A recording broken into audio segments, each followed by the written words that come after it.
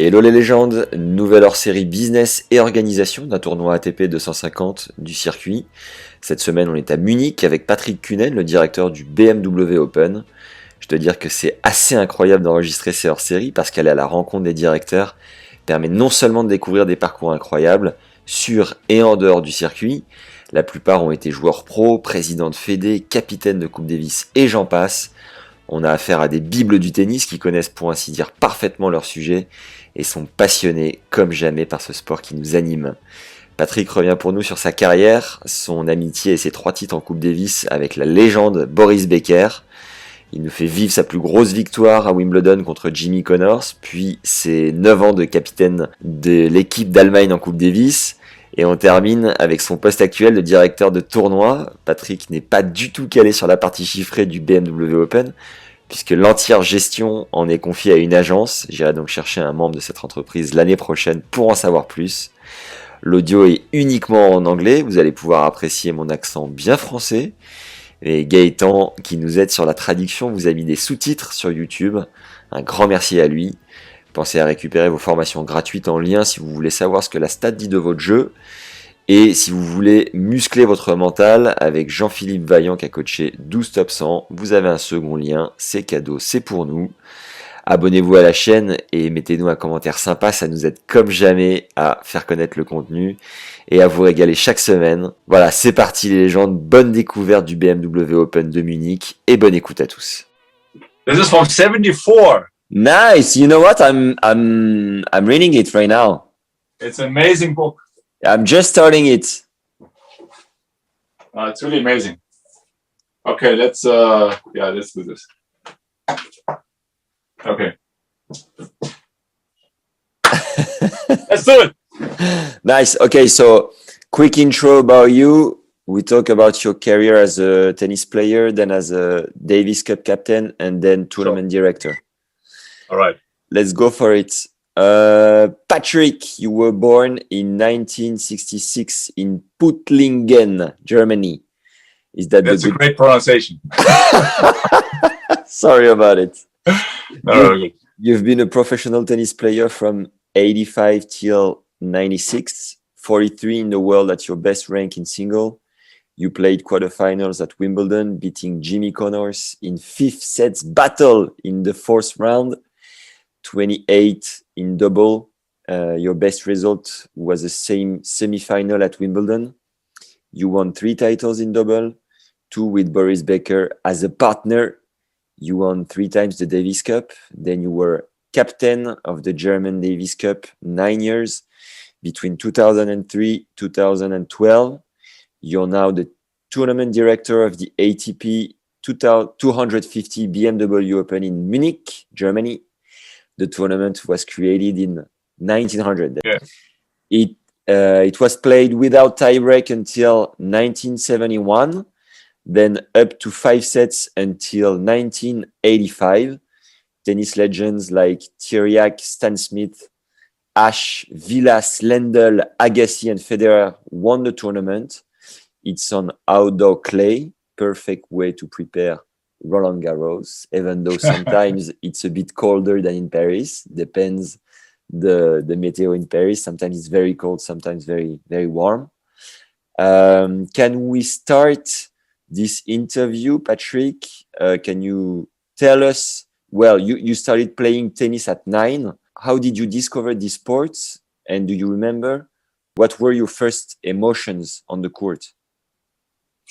Well, thanks for the intro, Max. Yeah, I started with 9. I was playing actually soccer as a young kid, and then I was introduced to tennis through my parents. Yep. My parents played, and I sometimes went along with my parents. So I hit a few minutes with my dad after he finished his tennis session. And then I spent hours on a concrete wall, playing with the wall and playing against the wall for many, many hours as a young kid. Yeah. And I remember by the age of 9, I had like my first lessons, and I had a very cool, a bit older coach around the 60s, but he was very patient. We played some tennis, and whenever I had enough of tennis, we played some soccer or any other sport. So it's just, game time. And we just had a great time on the court. And, there I discovered my passion for tennis. And I can tell you that when I was a junior, I had kind of a temper, Okay. I didn't like losing. So Yeah. I sometimes freaked out on the court.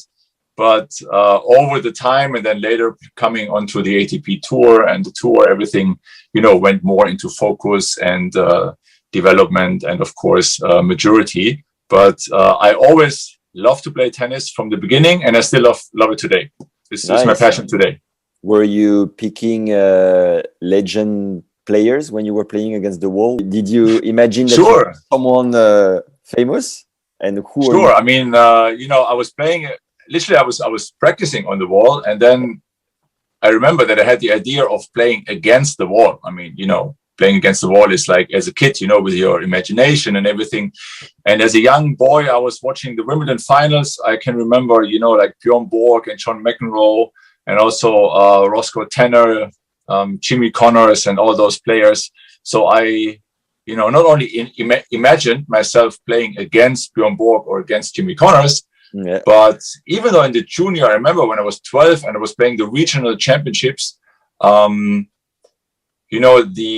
new shirt of McEnroe just came out prior to the tournament I played. Okay. And back then it was a Sergio Tacchini shirt, with the stripes across the chest, so to say. And I went to my mother and said, look, I need this shirt. Can you really get me this shirt? I went crazy for this shirt, And then I literally put on that shirt. Yeah. In the first round. My mother had to wash it. I put it on the second round. My mother had to wash it. Third round, and I made it to the finals, with that shirt. Nice. So I was really superstitious, but it made me feel like so much better and gave me so much confidence. And when I was 12, 13 years old, I also copied John McEnroe's serve a little bit, this sideways stand. Yeah. And I think we also had back then the same haircut. Yeah. What was your best ranking as a junior? In Germany, I was not really up there until I played my first semifinals, 83, and I was 17 years old. Prior to that, I was just, circling around the tournaments, but I was never up in the German rankings. And I think even though when I was playing semifinals with 17, I was not one of the top juniors. I went and played some cup for Germany when I was 17, 18, but this was more an exception. And I was kind of a late bloomer, I would say. And you said you played semifinals in German tournament or in Wimbledon? Yes, in the German national championships, yes. Okay. All right. Boris Becker is 1 year younger than you. That's correct, yeah. When did you guys meet? That's kind of a funny story. We, in Germany, when you play the German junior championships, as a junior, you also have to umpire one match. And I played my first round match. I think I was 16. It was an outdoor championships of the juniors, and Boris was my umpire. And so Boris was literally, I think, 15. I was 16, and he was umpiring my match. And this was literally the first time we've ever met. And he told me years later that, when he came there on the court, and saw me play, he thought, "Ooh, what a crazy guy this is," like. Yeah. Amazing. That was our first meeting, yeah. And then did you become friends, or you were instantly rivals? No. We became actually close friends. We became very close friends. Literally, when I was 18, I moved to play Bundesliga in Germany for a club in Mannheim. And Boris back then still lived at home, and he was practicing at home. And this started around 83 as well, and those two cities were pretty close to each other, pretty close. So we practiced a lot when I was, in the juniors, and we got to practice more and more. And then later on, we played Davis Cup together, we played doubles together. We had some practice sessions together, some pre-season training camps and whatever. And we became close friends and still are today. Sweet. You said that when you were a young player, it was a hard time for you on court, in the mental side. Was it the main part that made you become a great player? Because you said that you were average player in Germany until 17 years old. Mm-hmm. Or maybe you will tell us, but was it the most important part of your game that improved to make you a great player and actually a top player? I think, if I think back, you know, I didn't cope well when I was losing. You know, I didn't really. It really got to me when I lost matches, and so in order not to lose, I practiced harder than before. You know, so I invested even more into the game, and I trained harder, and I worked more, and also I worked on my mental side. And when I switched to Mannheim by the age of 17, 18, and starting to play for the Bundesliga team there, I also met a new coach, and he worked with me a little bit differently in terms of intensity, and also guided me towards, you know, focusing on the right stuff, how to really channel my energy, and to play with a clear mindset, to go on the court every single time with a game plan, you know, and just not go on the court and just like that and see how everything works out. So he worked really hard with me in terms of maturity as a player, you know, not only on the game side and on the tactic side, but also on the mental side, and of course also on the physics. Is that the time when you read Inner Game of Tennis, that the books you Look, I was not aware of Inner Game of Tennis when I was a player. Okay. So I really, I would say, found out about the Inner Game of Tennis when I was doing Davis Cup captain, when I was Davis Cup captain for Germany. And in my quest as a coach to find my best for my players, you know, I was searching for additional information, for other information, for new information. And that's when I came across Inner Game of Tennis. And I read the book, and I literally also met with Sean Brawley, who is kind of the one who is taking the Inner Game of Tennis from Tim Galway further. Yeah. He's coaching that way in the States. So I met Sean Brawley, and he's, you know, also a coach. And there I had a chance to dive really deep into the Inner Game of Tennis. And I have to say that I'm a great fan of the Inner Game of Tennis. And when I coach today, this is the major part of my coaching. Sweet. Before you got to play the Grand Slams and all these main tournaments, did you went through challengers, satellites? I don't know how it was called. Oh yeah, back in time. It was and kind of a tough target, yeah. And can you just tell us how many players were ranked in the ATP ranking? Because back in time there were way few, like less players. I know, a lot less players. Yes. How did you make that part? How did you go through that part of your career?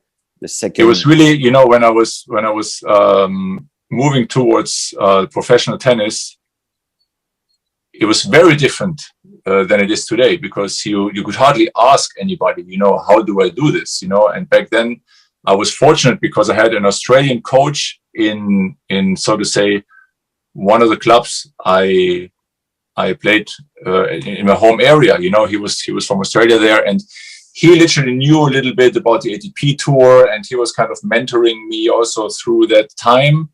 And back then, you know, you didn't have futures, you had the satellites. So you had 4 tournaments plus the Masters.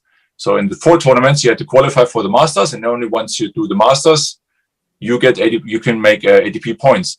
So back then, you know, we were like, you know, some German guys getting together and traveling to play some tournaments. And it was really tough, because if you think back, you know, I remember like a trip I made to Spain, and back then, you know, you didn't even have mobile phones, and back then you had to go to a phone cell, you know, to a phone booth in order to call home. So a cabine. A cabine, yes. You know, I had some cash, you know, some coins, and once a week, I was like 16, 17, yeah, once a week I called home, you know. So let's say you lose first round, and once a week you call home, but you cannot talk too long, because it's back then was really expensive, you know. Yeah. And of course, when you start, you don't have much money. So it was kind of tough, you know, you had to really come through by yourself, and also, you know, being together with your friends, with your colleagues and stuff like that. So it was kind of a family circuit traveling to those satellite tournaments, and we kind of helped each other out the best way we could. And it was quite tough, I have to say, back then, to get my first ATP points and to make a kind of a ranking in order to get to the qualifying of other tournaments. And, you know, sometimes I drove to bigger tournaments and I didn't get into qualifying, and I drove right back home, you know, because I didn't have a chance to play due to my ranking. But the start was kind of tough. Yeah, it was really tough. And with what money were you traveling, and were you traveling on your own? I was looking not to travel on my own, because I was always looking to travel with somebody or maybe with another player, and we could maybe share a coach, or we would help each other out the best way we can. And money-wise, I literally made my first money when I was 17, 18, and I played some Bundesliga tennis. Yeah. So I took that money. It was not much because I was really one of the lower ranked players in regards of the team.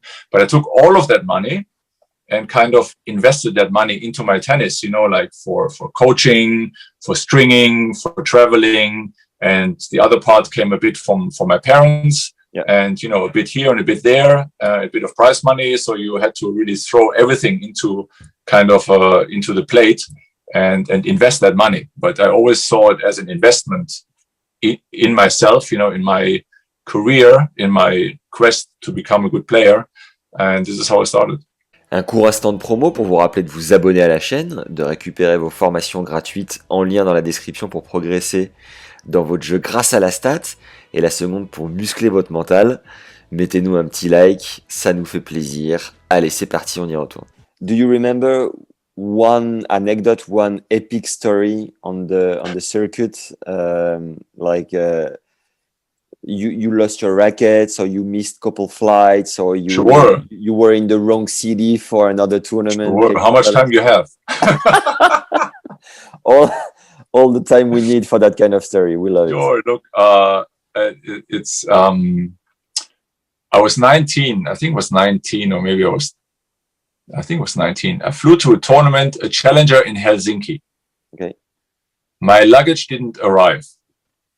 I only had my, my 3-4 rackets.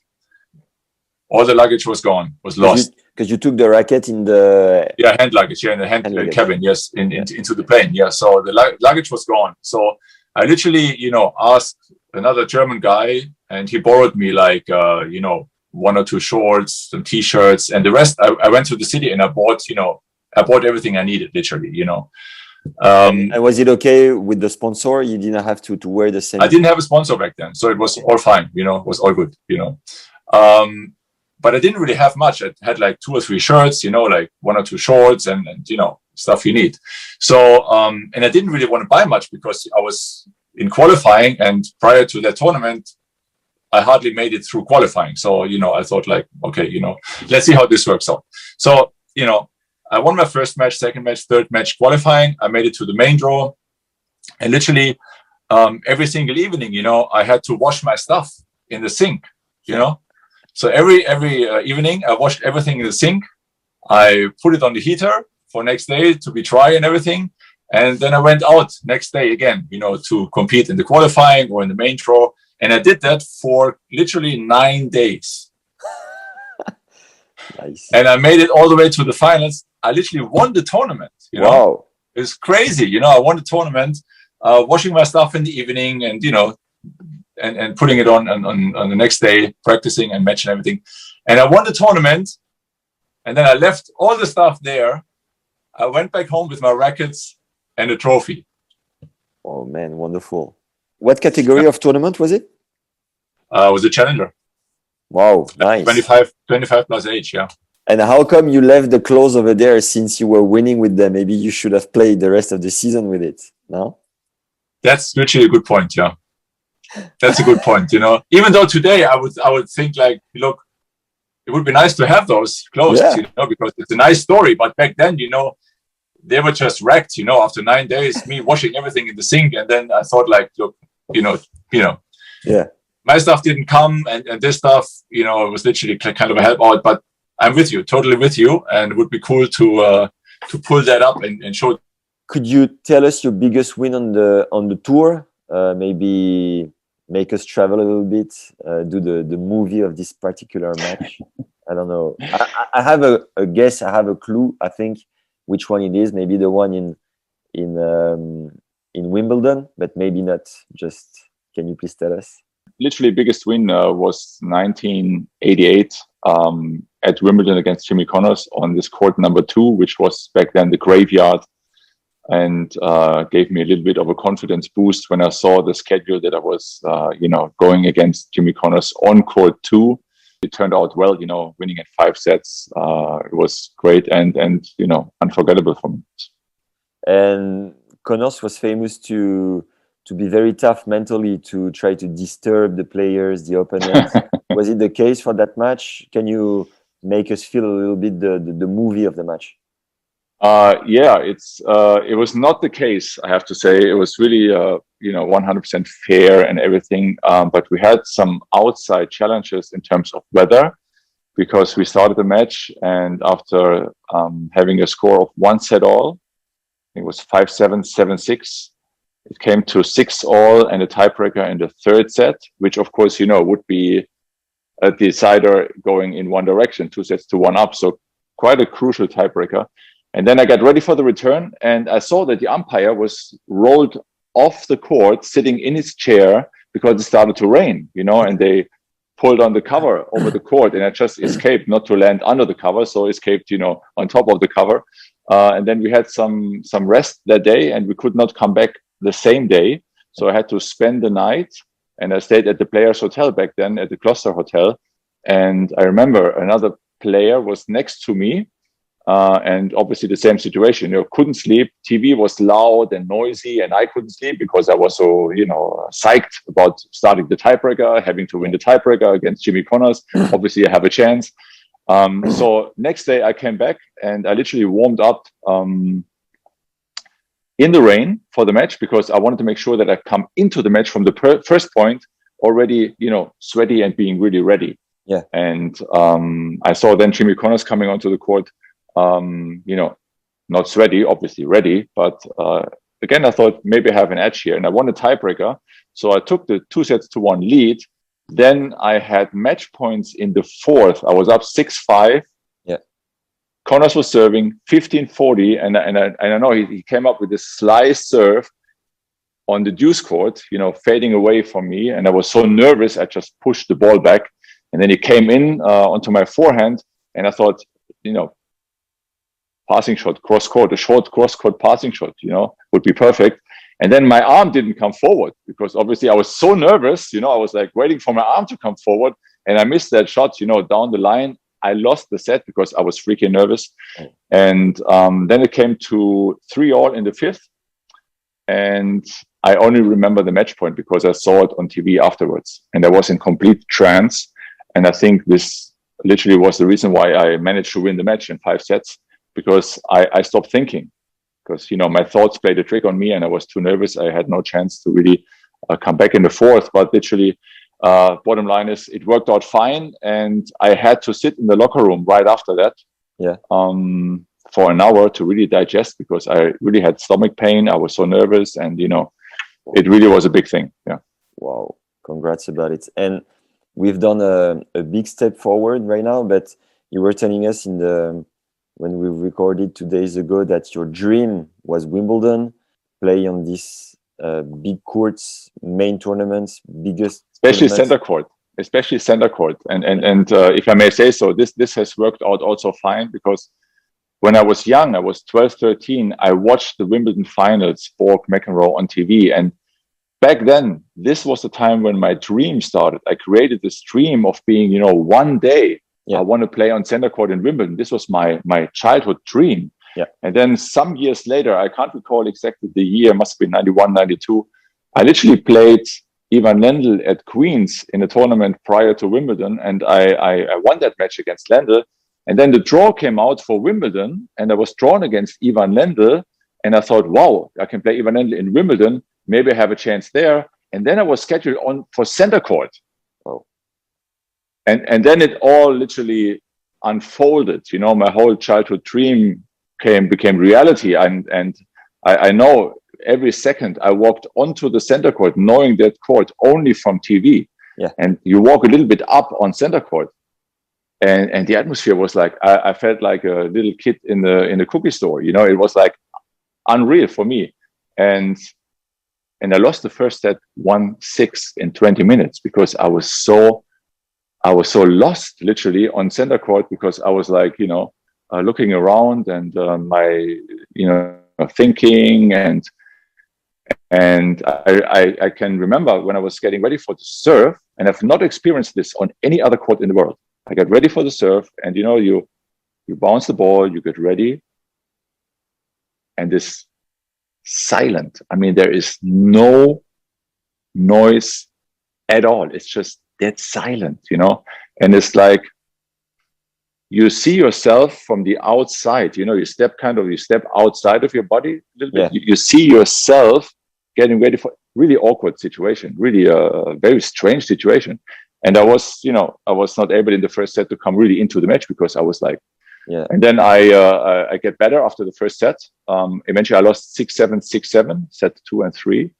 And then I knew, you know, the advantage the top guys had even more back then in the years when I played was they knew when they went to big court, to center court Wimbledon, to center court US Open, they had the experience of playing many matches there. And it was back then tough for some guys who came onto the court for the first time. And this was some edge the top guys had back then. But for me, it was like, you know, a dream come true, but kind of a special experience.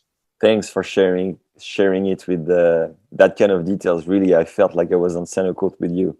I felt like I was a ball boy watching you serving. Well, I have this emotions are still alive. They're so present, you know, within me because it was so intense. It's like amazing. I will never forget this, you know. Wow. What was your sponsor back then providing the special type of shoes with the little, I don't know how to say, under the, you know, the feet? Look, Max, I have so many funny stories. Back then, 88, when I played Connors, I had literally no contract, you know. Okay. And I think did we talk about the situation where I played doubles with Boris Becker, 87 in Frankfurt? No, yeah. Boris had already won 2 Wimbledons, and I was literally just beginning, you know.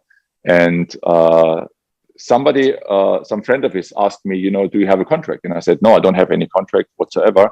And I was, of course, playing, you know, some tennis stuff from a company. And he said, but you wear this. But yeah, I said, they give it to me, but I don't have an agreement. So he organized 2 big boxes of white clothing, just pure white, no label, nothing, you know, and took my rackets for 3 days, painted the rackets black, no logo on the string. And he told me, if you like, play with this. And when you hit the ball in the court, I call you and I might as well have a contract for you. And I was like, you know, I asked Boris, who is this guy? And Boris said, no, he's a very cool guy. Trust him. He is really a nice person and you can really trust him. So, you know, I went on, you know, and then 88, I played Connors, the match we spoke about, and that was all white, you know, no sponsor. And I remember in Germany in the paper, the day after I beat Connors there, they titled like the white giant beat Connors at Wimbledon, you know, because I was tall and I was all white, you know, and it was very classy in Wimbledon where white is predominantly anyway, the outfit and everything. And then like 3-4 weeks later, I had a sponsor, you know, like took 2 or 3 more weeks. But back then regarding the shoes, you know, I had no grass court shoes. And, you know, back then some managers or some supporters for players, you know, I knew a guy, he became a very close friend of mine. He sadly passed away a couple of years ago. His name was Stuart. He was a local from London, and he had some grass court shoes in the trunk, you know, in his car, you know. And I said, yeah, Stuart, I need some grass court shoes. Do you have grass court shoes? And he said, yeah, come on, I have some grass court shoes, you know. And I think back then, I think it was the Diodora grass court shoe, whatever. Or Reebok, I can't really remember. So, you know, it gave me like 2 pairs of grass court shoes, and I was like, yes, you know, I have grass court shoes now. I can literally play on grass with grass court shoes, you know. It was amazing. It was just amazing times back then, you know. This is how things happened back then, you know. That kind of story that would not happen anymore today, nowadays. no, for sure not. No. And you just said that you've been playing doubles with Boris Becker, who won twice Wimbledon already. How did you feel playing with such a legend, like being you were close friend, I guess, so that's why you guys choose each other, but weren't you too shaky on court with him? I was quite nervous, I have to say. But you know, on the other hand, I knew Boris well. We are, you know, we have had many practice sessions and we were good friends. So we played this tournament in Frankfurt and, you know, we always had the last match of the day. Boris did not play singles back then. We just focused on the doubles. So we were finishing always very late, sometimes after midnight. And of course, then by the time you go to bed to sleep, you know, 2 o'clock, 3 o'clock in the morning. And then we played the finals and, you know, we were tired and everything. And the score was, we played against Davis Pate, Scott Davis and David Pate. And we were up 6-4, 5-4. Yeah. And I was serving for the match. And I got really, really nervous back then. And the score was 15-40. Yeah. 2 break points. And, you know, usually you come together as a doubles and you say like, you know, the server says, I'm serving wide, you know, cover outside or cover the middle or whatever tactics you're going to do. And then we came together and Boris said to me, 15-40, huh? Now you can show if you have a really good serve. You can show me how good you can serve, you know? And I was like, all right, you know, this is just what I need, you know? And, you know, I put up some good serves anyway, so I needed that confidence boost from Boris. We won the match then 6-4, 6-4. But, you know, that second, you know, and like the old story before, you know, it's unforgettable. You know, he comes to me and says, show me how good you can serve, you know. And that was your game style, big serve, volley, aggressive. Yeah, that was your weapons. Yes, I was never a patient player, I have to say. Okay. And I like the faster courts, low bounce. And of course, you know, my game, not in juniors. In juniors, I was playing everything from the baseline. But then I had a coach who really enforced me to go to the net, to be more at the net, to learn to be comfortable at the area of the net. And this is how I richly developed my serve and volley style. And I was always a player. And till today, you know, I want to win the point and I want to make that point myself. And serve and volley was my game, yeah. Nice. You've been playing on tour for 11 years, if I'm correct, and you've earned, in terms of prize money, $1,600,000 and something dollars. Was it enough to make a good living, to invest in your structure, to, I don't know, be safe somehow? Or was it tough for you economically speaking? Back then as a player, you mean, or after my career? Back then as a player and for the like early retirement. Well, back then as a player, you know, once I had a certain ranking, I was up in the top 50. And of course, you know, we also won Davis Cup 3 times. The overall, I would say, economic situation while I was playing was fine, was very stable. But you know, it was not like when I stopped playing that, you know, I was set for life. It was not that way, you know. Yeah. But regardless of that, you know, I will always, I'm a person, I like to be active. I like to do something. I like to do something I'm passionate about. And so speaking of today, you know, I'm so grateful that everything I do in terms of professional life, for working and everything, is related to tennis. You know, I'm tournament director here at the BMW Open. I work for Sky Germany. I'm engaged with Wilson for more than 20 years. I do clinics also in a holiday resort every now and then. And I do some speeches every now and then for companies. So everything literally circles around tennis, and tennis is still my life, is my passion.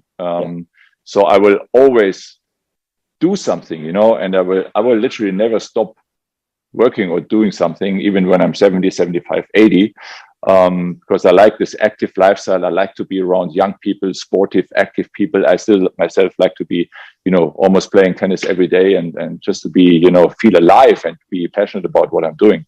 But after my career, I was always looking for new opportunities and also to grow as a person. Nice. Wow. I wish I'm gonna be as active as you are. No, but great. Let's play some tennis soon, and then we can share some passion. Maybe that's going to happen one day. Tennis is the key. I'll come visit you next year, definitely. Talking about the Davis Cup, how did you become a Davis Cup captain? You just said that you won it 3 times as a player, so it must be such an amazing thing for you. How, first of all, was it tough to retire from the circuit? You know what? It was not tough to retire. Yeah. Because unfortunately, I had a injury, a back injury, and I had to have surgery when I was 28, and I was out for like 7 months. And I tried to make a comeback. I came back, but I never came back as strong as before that injury I had. So I was kind of struggling to come back into the areas of a good ranking, also in terms of economics and points and, making the main draws. So I was literally one morning getting ready for practice, and I had no desire to practice. I had just no fire in myself.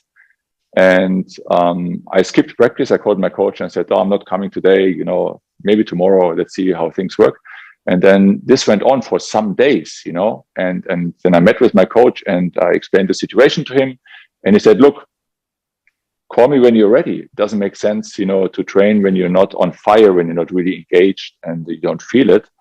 And I didn't call him for like a couple of weeks, and then he called me, and then we met, and that was it. I felt it within myself. I really felt it that the time was up, and I was ready to go and leave the professional tennis life.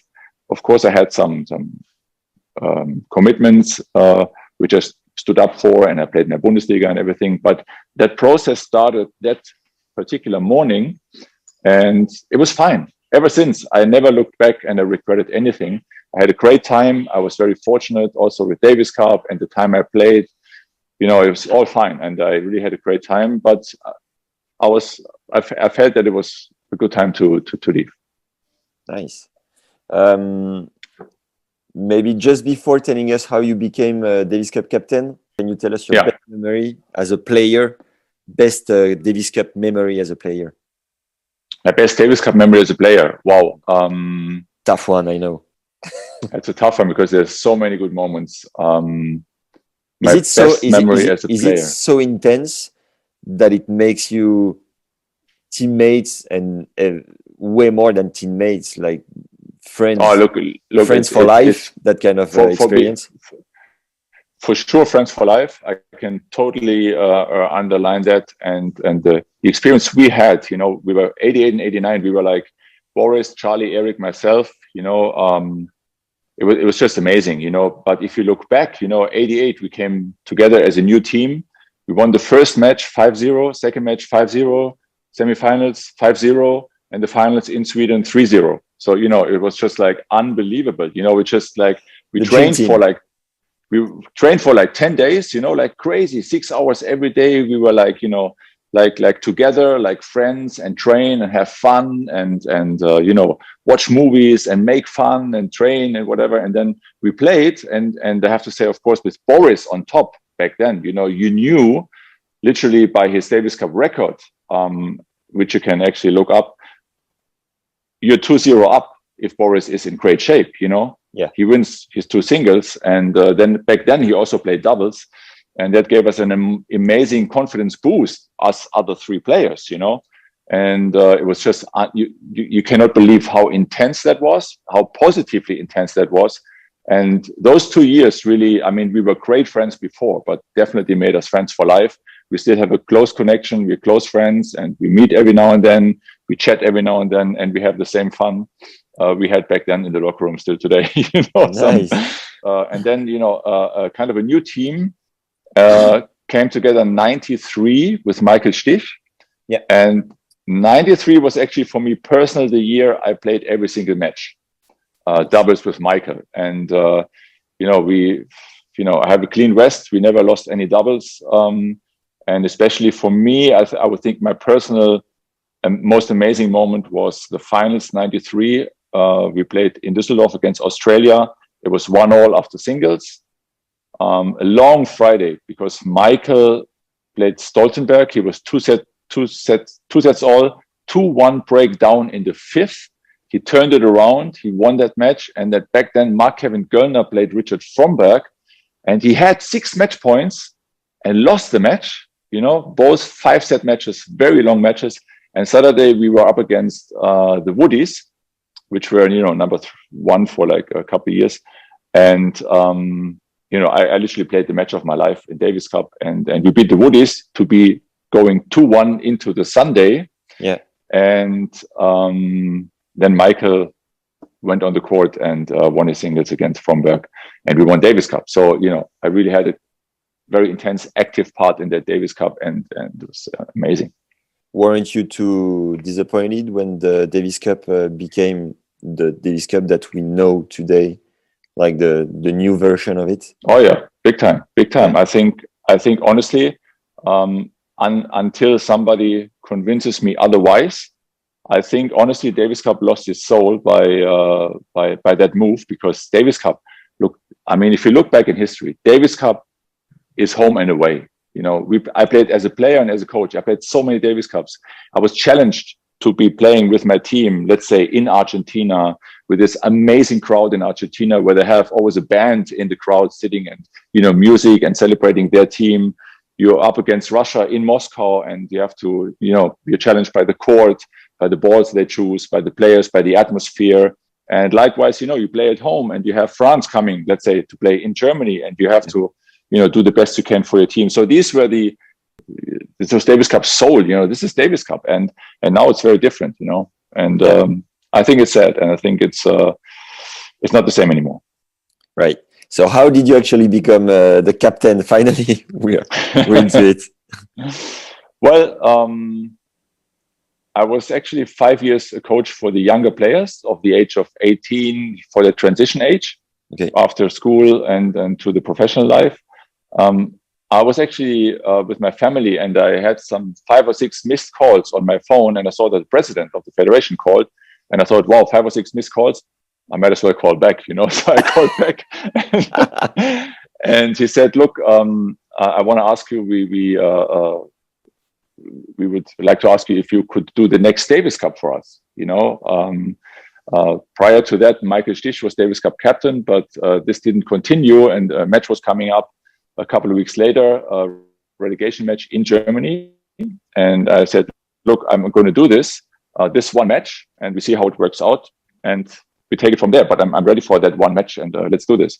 So we had that match, and the team was back then Tommy Haas, Nicolas Kiefer, Rainer Schüttler, David Prinosil. So very strong team. We played indoors against Venezuela back then, relegation match. We won that match, and you know, then I was asked if I want to continue. And I sat down with the players. I said, look, guys, I love that challenge. I like that challenge. For me, Davis Cup is literally, has made my life. You know, it's just amazing what I have had a chance to experience. But I can only do this if you want me, because literally the players have to accept you. If the players say, look, we want somebody else, fine, you know, fair enough. But then I wouldn't be the right person. So the players agreed, and they wanted me. And so everything started back then. And I, you know, it ended up being 10 years of Davis Cup captain, and amazing moments as well as a coach. Nice. Same question as the player one. Your most intense memory as a captain? Oh, many, Max. We need more time. I guess. I wish. To take it from the positive side, I really have to say that we played, you know, many relegations, but played one match in Germany against Croatia. I had Tommy Haas, back then Benny Becker, and Alexander Vasquez, Michael Kohlmann, who is Davis Cup captain now for Germany. We played Lubicic, Antic, and I think it was probably the most intense Davis Cup I had.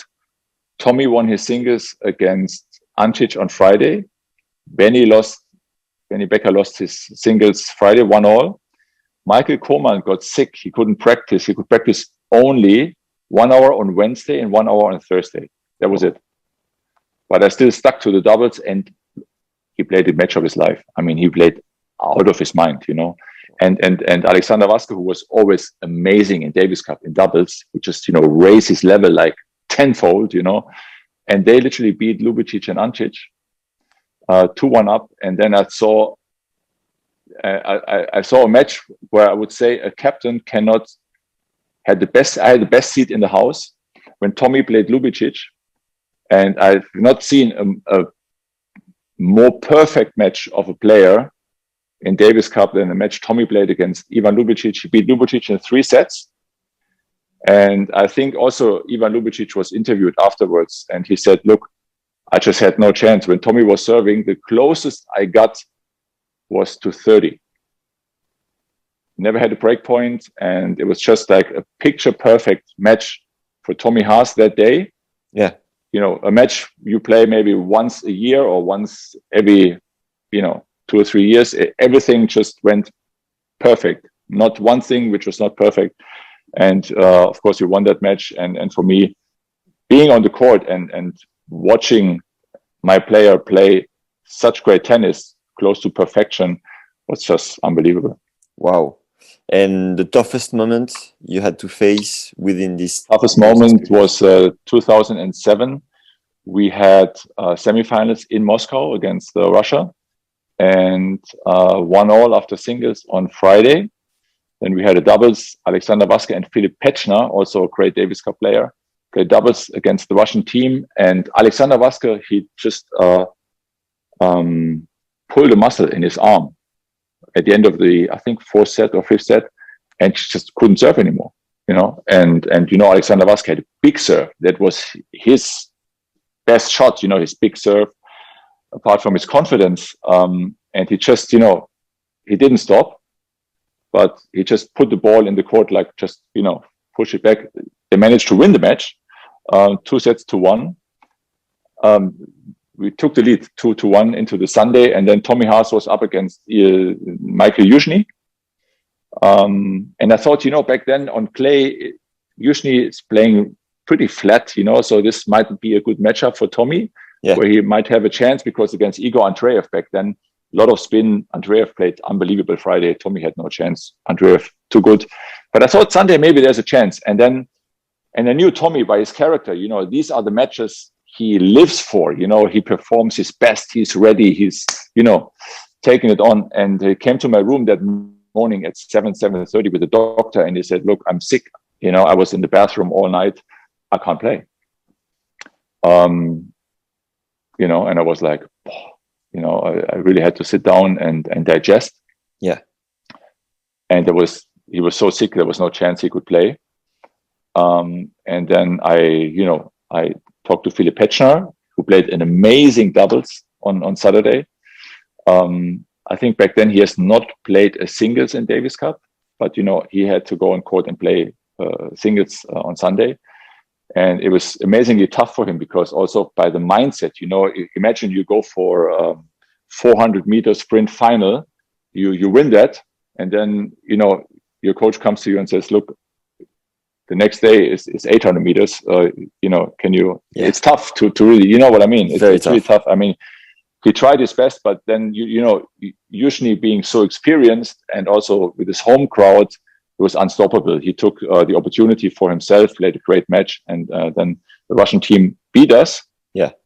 It literally would have been the finals in Germany against the US. Wow. And for me personally, this would have also closed a bit of my dream as a captain, my approach towards my players, to show them how great Davis Cup can be if you play at home. Yeah. Finals, huge crowd, all those emotions, the goosebumps, everything, representing your country. But it was not meant to be, and it was a tough loss. But on the other hand, now years later, that's also one story about Davis Cup, and these are the stories Davis Cup creates, in the good side and the bad side. You have to digest losses, you have great wins, you celebrate wins together as a team, and you lose as a team. So it's, it was kind of that was kind of a tough experience, but I honestly have so many good moments about Davis Cup. I'm a huge fan of I'm a kid of Davis Cup, people, literally know me literally from Davis Cup. You know, I've never won. Honestly, I've never won an ATP World Series tournament. Yeah, I've made 2 finals in Adelaide and Moscow, but I played my best tennis for some reason always within a team. Either it was Davis Cup or World Team Cup or even Bundesliga. I always played my best tennis when I was with my friends, my buddies, and you know, representing the country or the club or whatever. You know, I love you're a team player, and we have a common point, Patrick, is that Yuzny beat us in 2002. The France, we were in Bercy final. Paul-Henri Mathieu was leading, and I remember that 2 points away from the victory. I remember. I was 12. I was in the stadium, and I cried. Wasn't it Mikhail Yuzhny's first singles ever in Davis Cup? Exactly. Yeah. It was. I mean, it was unbelievable. I remember that because I looked it up and I said, this young kid has never played Davis Cup before. He was, you know, thrown into cold water. You know, like unbelievable. You know, such an incredible, amazing performance. Chef. Yeah. And in terms of management, what is the best lesson you've learned through this experience? You mean through management, to managing the players? Yeah, managing the players, the preparation, the coaching, the approach, the human approach. If you could synthesize. Well, I think I you know, it's to be fair, as a coach, you know, me too, and I think the coaches always ask 100% commitment from the player, of course.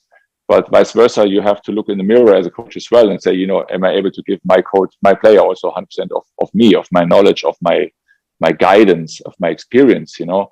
And during my time as a Davis Cup coach, I was always looking for new inputs, for new insights on how to make them better players, but also better people, better person, you know? And it's about growth, you know, everything as a player and as a person, it's about growth and continuing. And regarding tennis on the court, I worked very clearly on focusing on the right things. Just to give you an example, you know, if you play tennis and you play a match and you play a good shot or whatever, the moment your eyes go outside and they wander, let's say your eyes wander in the stadium, you know, your mind is out. Your mind is also wandering. You're not on the court, you know, because wherever your eyes go, wherever your focus goes, your energy flows, you know, it's where your energy goes. So, and in the Davis Cup, when we played, and I worked with my players more when we played away because we had the home crowd of the other team also to address. I said to my guys, look, focus on the match. Once the ball is in play, it's only about the ball, you know. It literally doesn't matter where the ball comes from, you know, who your opponent is, literally, because every single time a ball comes across the net, that's your challenge, you know. Yeah. And I said, look, guys, between points, if you want to look somewhere, you always look to me. Only look to me. And it was my job, and I was very aware of that I guide my players through my body language, through my emotions. And we have this link, you know, and I can really guide them. And for me, it was being aware and conscious that I'm, you know, have the right body language, the right approach, an open approach. And it has been working very well. And for me, that was always a continuous, but then again, new challenge, because you have new players to play, other teams to play, you play away, you play in South America, you play there. So you always have these challenges within the challenge itself. But I love that. I love that situation, being challenged and you know, giving my experience and my best to my guys for them to play better. Because literally, as a coach, you know, the player is on stage. The player has to perform. And from my opinion, every coach is a helper, is somebody who supports the player in being the best he can be or she can be. It's very interesting because we've done a masterclass with a mental coach last week, and he was exactly telling us about how to focus on the ball. And what you've said with the mind going to the crowd, to the stadium, every single player can feel it, even the club players, everyone can feel it and can exactly visualize what you've just said. Thanks for sharing that. And as no problem. As a player on tour, what was the best advice you think a coach ever gave you? My one of my coaches asked me when I was very young, asked me 2 questions. And I think those 2 questions are quite Thresholds. good ones. Quite good ones, thresholds. First one, what is your goal? And I mean, really, what is your goal? You know, be precise. Be precise in terms of what ranking, for instance, at what time. You know, you really have to be precise in defining a goal. If you tell me, Patrick, look, I want to lose some weight, you know, and I said, well, you know, how much will you lose? Oh, maybe 5 or 10 kilos. I don't know. It's not a clear goal, you know. A clear goal is if you tell me, look, on the 31st of December, you know, I have 75 kilos. Bam, that's a clear goal. So the first question is, what is your goal? And the second question is, what are you willing to do to get to your goal? Wow. With everything combined, you know, sacrifice, discipline, practice, everything, you know. Wow. And I think these also gave me a lot to think about. Yeah. You know, and I can tell you, when I was especially working with the younger players, you know, I sometimes sat down, I gave a paper to the younger players, you know, 17, 18 years old. I said, tonight you write down your goal and you write down what you're willing to do to get to your goal. You know, it looks kind of easy once you're a tennis player because it's very accurate to set a specific goal as a ranking, as a time to. Sure. Even though the process might be longer sometimes. And as a tournament director, how do you cope with that? Well, when I'm at the tournament, for me, it's all about the players. It's about the partners we have. It's about the spectators, and it's about everybody involved in our tournament. And my goal every morning when I get up is to make sure that everybody has the best possible experience within our tournament. If it's the player, the person doing the courts, cleaning the courts, swiping the courts, it doesn't matter. I want everybody to go home that day and say, this was a great experience. I had a great day.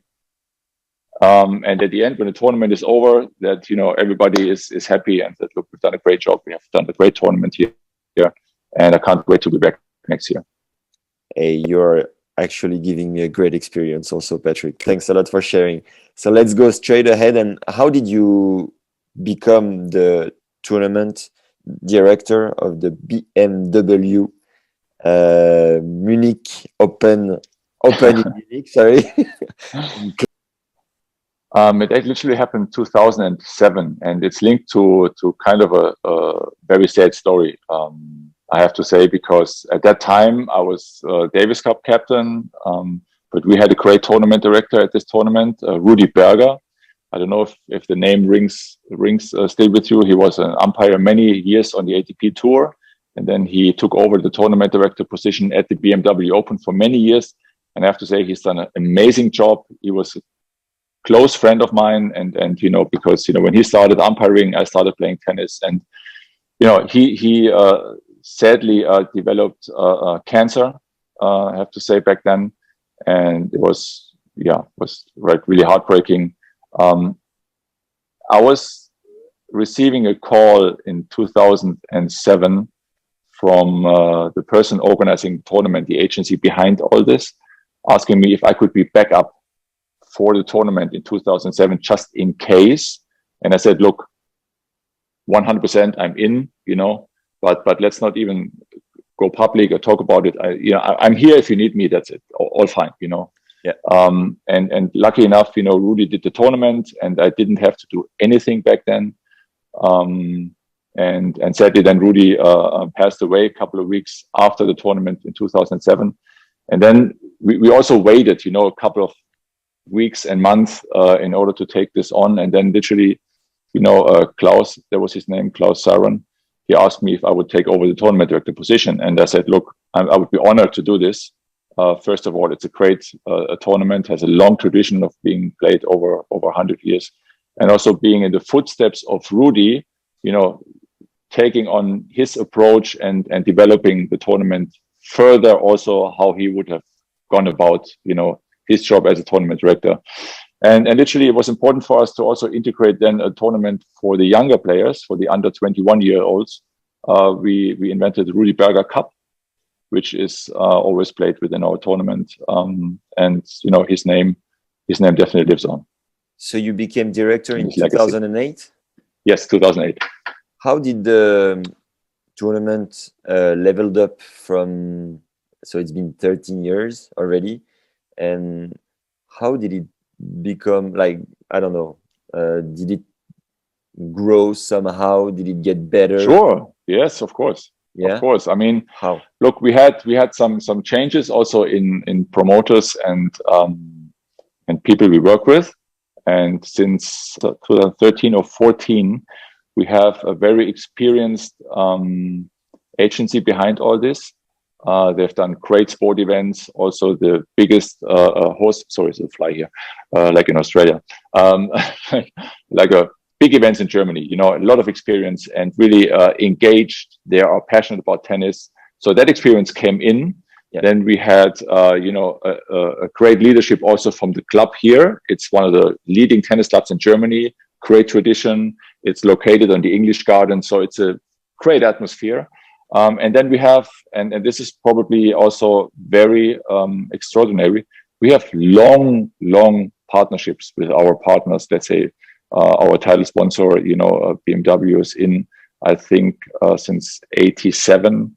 And you know, we all together have taken this forward, you know, and it was always like our approach for me personally with my team to, as we're 250 category, to first of all, in recent years, be one of the best within that category, you know, to grow within the category, yeah, to make that experience for the players better, to make the experience for the spectators better, to make the experience for the partners better. And this was always our approach, niche by niche by niche, to create this uptrend or growth factor within what we have. Many tennis legends went to play the tournament. As I told in the introduction, Thierry, Stan Smith, Ash, Vilas, Lendl, Agassi, Federer. Amazing, yeah. Do you have one or two anecdotes, like nice stories about it, to make us understand the history of the tournament? Well, the history of the tournament is a long history, and I can tell you that my Davis Cup captain back then, Niki Pilic, was also, prior to Rudi Berger, a tournament director here. So we have a lot of tennis passion on site. Regarding those names we just talked about, of course, you know, huge legends. I can tell you, since I'm tournament director here, I'm happy that the German players have really played well in Munich. They had very good connection always with the crowd, with the spectators. We had like Philipp Kohlschreiber winning the tournament 3 times, Tommy Haas winning the tournament, Rainer Schüttler finals, Florian Mayer finals.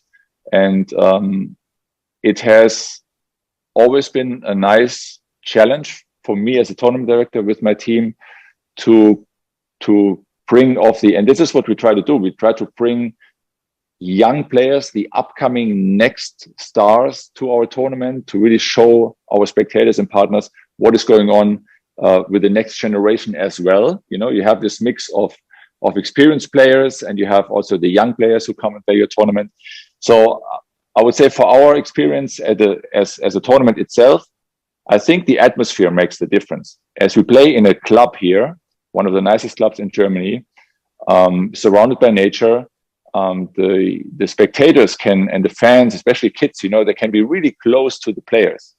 You are like right next to the practice court, 2 or 3 meters. You know, you see and feel every emotion of the player when you sit on center court, when you're on court number 2. You know, you're really close, you're really engaged.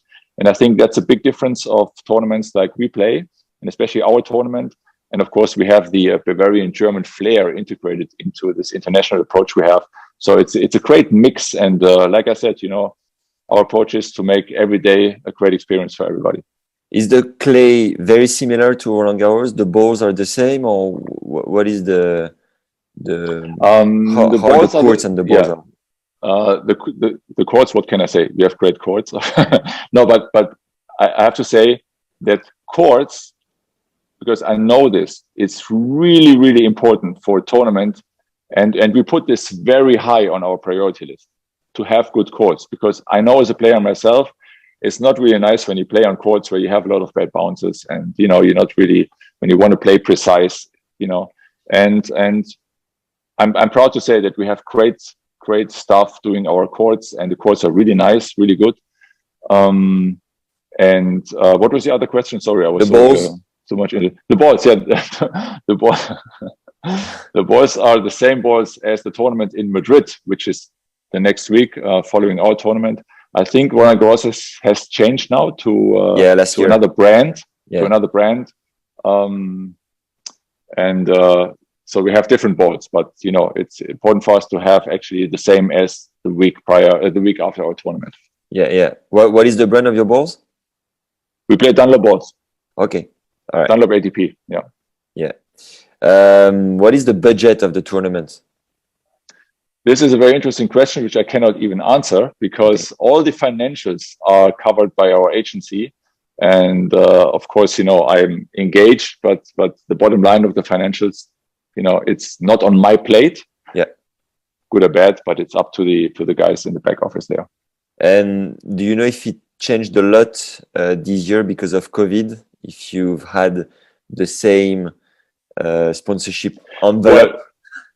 Well, we have this. I couldn't even tell you honestly. And you know, it's something, as I'm not engaged in the financials, I'm not somebody who, I'm not asking for this kind of stuff because I know it's in good hands and we have experienced people there. But of course, it has an impact as we have no spectators this year. Yeah. And also the ATP has approached also the prize money with the tournaments, you know, where the prize money is deducted for the tournaments, but the ATP levels up to a certain percentage, which I think is great. And also the prize money is spread a bit broader this year than in previous years. Who are the best players coming over this year? Oh, we have Alexander Zverev coming back. He's literally coming since 2014. Wow. Like then when he was 16, we granted a wild card to him, and he's been coming back ever since. Then we have, and I'm really proud to say this, we have many players who played well this year already, who have won tournaments this year. You know, the ATP ranking is frozen, but the race ranking is what is has been important to me. And we have players like, you know, Yannick Sinner coming to Munich, Hubert Hurkacz, the two finalists of Miami. We have Casper Ruud and Daniel Evans, who played semifinals in Monte Carlo, coming to the tournament. We have Basilashvili, who won Doha. Fuchsovich has been playing great this year. So we have some winners in our, you know, field. Yeah. The cut is original cut 71. Quali's cut originally is 92. So we're set for great tennis, for sure. Do you have financial guarantees or any contract to make sure that Zverev, for instance, is coming every year? Well, we have, you know, the experience that players, you know, come to play in Munich. Because I don't want to go too deep into financials, but what I can say is that as a tournament itself, you know, as a tournament we create, we have so many players, once they came to Munich and once they have experienced our tournament, they literally like to come back. But there's one more thing I want to say. If you look from the scheduling point, the week after Munich is Madrid, and Madrid has an altitude of about 700 meters. Yeah. And I guess you play tennis as well, right? I do, Patrick. Yes. So of course, altitude has an impact, you know. Ball flies. And ball flies. And Munich has 500 meters altitude. Okay. So if you play that week, I think it's quite smart to play Munich and then play Madrid, because you have that transition, which is much easier. And a good example for that is probably Andy Murray coming to play our tournament in 15. Yeah. And he won that tournament on the Monday finals against Kohlschreiber and went on to win Madrid the week after. So, you know, it's quite beneficial. Because otherwise it's Estoril and it's at the sea level, right? Estoril, I guess, is sea level, and I'm sure the guys there do a great job, and it's also a great tournament. Yeah. But in terms of altitude and the transition you have, we have a bit of an edge here. Yeah. Is there another tournament the same week? On Estoril and Munich. Okay, all right. After doing three episodes like that with Kojol, with Ronnie Leiteb in Marbella, Zelko Franulovic in Monte Carlo, they all more or less told us that the the best synopsis for a tournament director is his top seed, number 1, to win the tournament. Is it the same case with you? Or if your heart would talk, which player would you like the most to win this edition, 2021?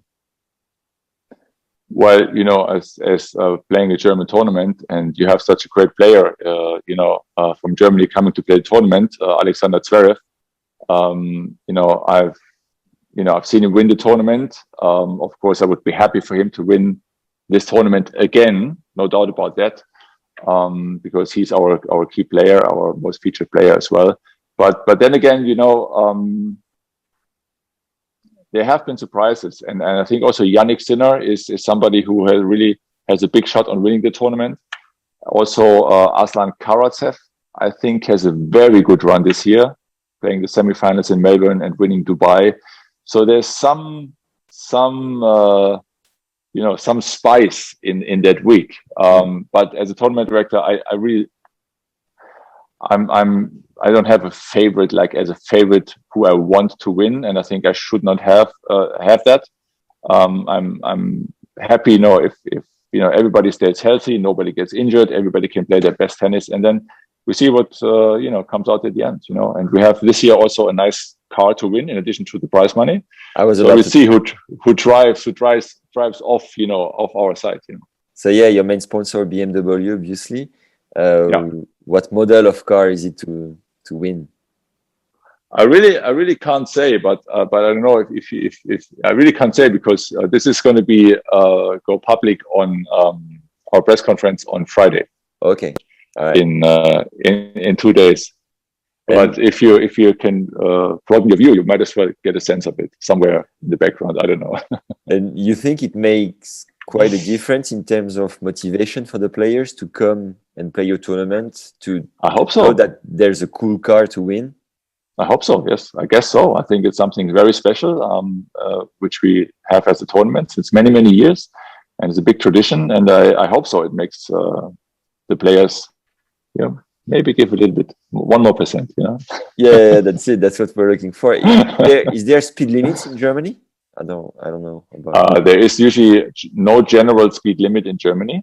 Yeah, we have sections where the speed is limited. Yeah, but generally we have no speed limit. All right. Well, this is it. Is there end word you would like to say to conclude this very cool episode, Patrick?